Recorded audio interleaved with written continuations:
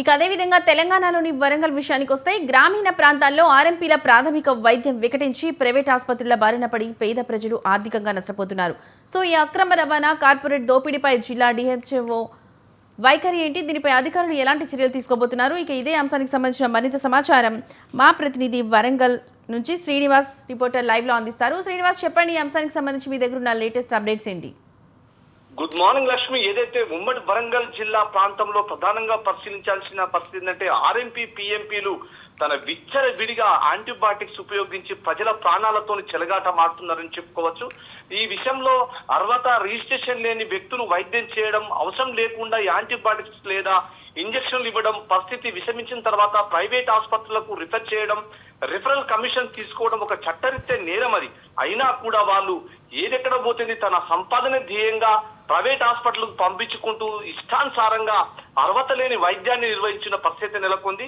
Allopathy వైద్యం చేసే వ్యక్తి సంబంధిత గుర్తింపు పొందిన వైద్య అర్హతతో పాటు చెల్లుబాటు అయ్యే మెడికల్ రిజిస్ట్రేషన్ కలిగి ఉండాలని చెప్పుకోవచ్చు.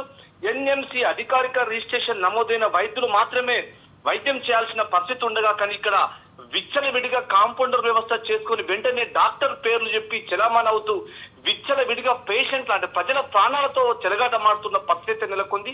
ఇదంతా చూస్తున్న వైద్య అధికారులు చోద్యం చూస్తున్నారే తప్ప వారిపై ఎక్కడ కూడా చర్యలు తీసుకున్న పరిస్థితి ఈ రోజు వరకు నమోదు కాలని చెప్పుకోవచ్చు. ఇదే కేవలం పిఎంపీ అని బోర్డు పెట్టుకోవడం వల్ల ఎంబీబీఎస్ వైద్యుడు అల్లోపతి చికిత్స చేసే అధికారం వస్తుందని భావించినట్టుగా విచ్చలవిడిగా వాళ్ళు యాంటీబయాటిక్స్ ఉపయోగించి ఇటు కిడ్నీ కానీ ఇటు లివర్ కానీ కొన్ని ఆర్గానిక్స్ దెబ్బతిన్నా కూడా మనకి ఎటువంటి ఆలోచన లేకుండా ఇష్టానుసారంగా ఎన్ని కేజీలు ఉంటే ఎంత యాంటీబయాటిక్ ఇవ్వాలి, ఎన్ని కేజీలు ఉంటే ఎంత డోస్ ఇవ్వాలనే ఆలోచన లేకుండా వాళ్ళు ప్రిస్క్రిప్షన్ డైరెక్ట్ పెట్టేసి పేషెంట్ కు మందులు రాయడంతో ఆ మందులు మింగి పేషెంట్ అనారోగ్యానికి కారణమై చనిపోయినవి కూడా కోకొల్లు ఉన్నాయని చెప్పుకోవచ్చు. గతంలో తెలంగాణ జిల్లాలో పిఎంపీ ఆర్ఎంపీలపై నమోదైన ఉల్లంఘన కేసులో కూడా అనుమతి లేకుండా యాంటీబయాటిక్స్ ఇవ్వడం, నిబంధనలకు విరుద్ధంగా ప్రాక్టీస్ చేయడం వంటి అంశాలైతే ప్రస్తావన తీసుకొచ్చిన పిదప అప్పుడు కొన్ని ప్రాంతాలలో డిఎంఎన్హెచ్ అంటే మెడికల్ జిల్లా అధికారి ఎవరైతే ఉన్నారో కొన్ని ప్రాంతాలలో తనిఖీలు నిర్వహించి వారిపై చర్యలు తీసుకునే కొన్ని ఉన్నాయని చెప్పుకోవచ్చు. కానీ అదే రీతిలో అదే విధంగా కంటిన్యూ చేస్తే ఈ రోజు ప్రజల ప్రాణాలు చాలా మందిని కాపాడే వ్యవస్థ ఉందని చెప్పుకోవచ్చు. కానీ ఈ రోజు వరకు వైద్యులు అటువంటి పనులు చేయకపోవడంతో పుట్టగొడుగుల ఏజెన్సీ ప్రాంతాలలో పుట్టుకొచ్చి విచ్చలవిడిగా ప్రజల ప్రాణాలతో చెలగాట మారుతున్న పరిస్థితి ఉంది.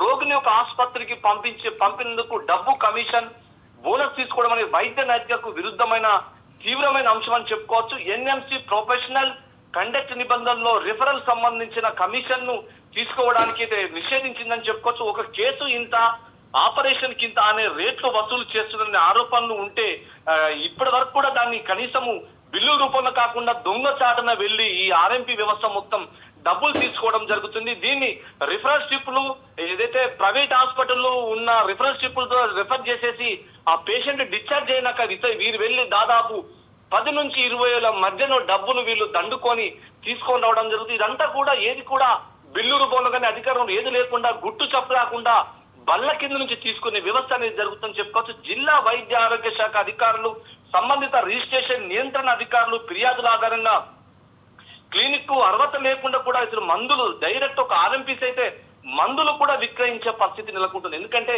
తన తీసుకొచ్చేసి డైరెక్ట్ పేషెంట్ కు నేను చెప్పిందే వేదమని ఒక యాంటీబయాటిక్స్ తో పాటు మామూలు మందులు కూడా విక్రయిస్తారు. దాంట్లో జనరిక్ మెడిసిన్ అంటే దాదాపు ఒక స్లిప్ కు 10 రూపాయలు పడితే దాని ఎంఆర్పి 250 రూపాయల వరకు దాని ఎంఆర్పి ఉంటుంది. అదే రీతిలో పేషెంట్ కు దాదాపు ఒక ప్రిస్క్రిప్షన్ కు 1000 నుంచి 2000 రూపాయలు మందులు కూడా అమ్మి సొమ్ము చేసుకున్న ఈ దౌర్భాగ్య స్థితిలో కూడా ఉందని చెప్పుకోవచ్చు. దీనికంతా చూస్తున్న వైద్యాధికారులు నిమ్మకు నురెత్తకుండా ఎక్కడ కూడా తనిఖీలు నిర్వహించకుండా తన సీటుకే పరిమితమైన పరిస్థితి ఉంది.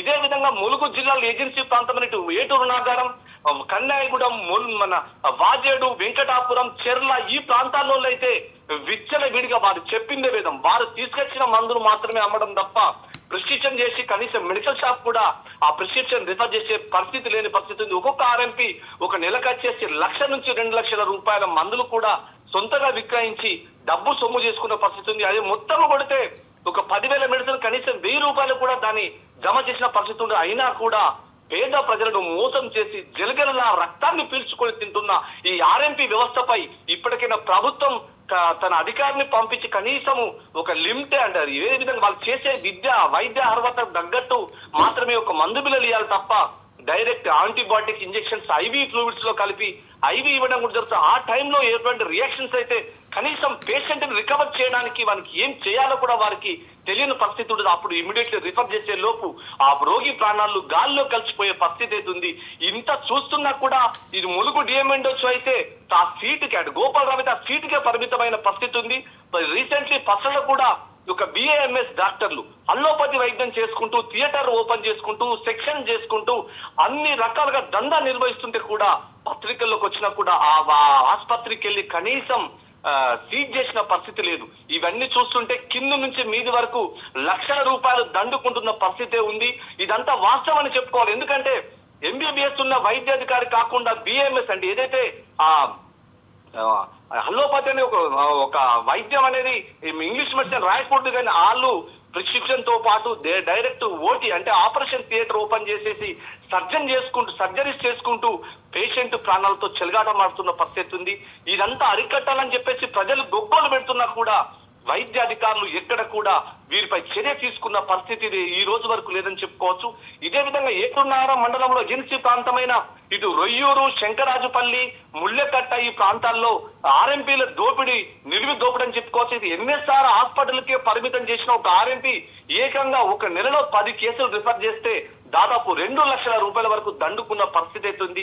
ఇదంతా జరుగుతున్నా కూడా ఏటూరు నగరంలో డిప్యూటీ డిఎంఎండొచ్చు అధికారులు ఉంటాడు కానీ ఆయన ఏనాడు కూడా ఇటువంటి వ్యవహారాలపై తనిఖీ చేసి నిర్వహించి వాళ్ళ ఆర్ఎంపీ ప్రాక్టీస్ చేసే దగ్గర మెడిసిన్ కూడా యాంటీబయాటిక్స్ కూడా అన్ని రకాల మందులు ఉన్నా కూడా వారిపై తనిఖీ చేసి దాన్ని సీజ్ చేసిన పరిస్థితి ఈ రోజుకు లేదని చెప్పుకోవచ్చు.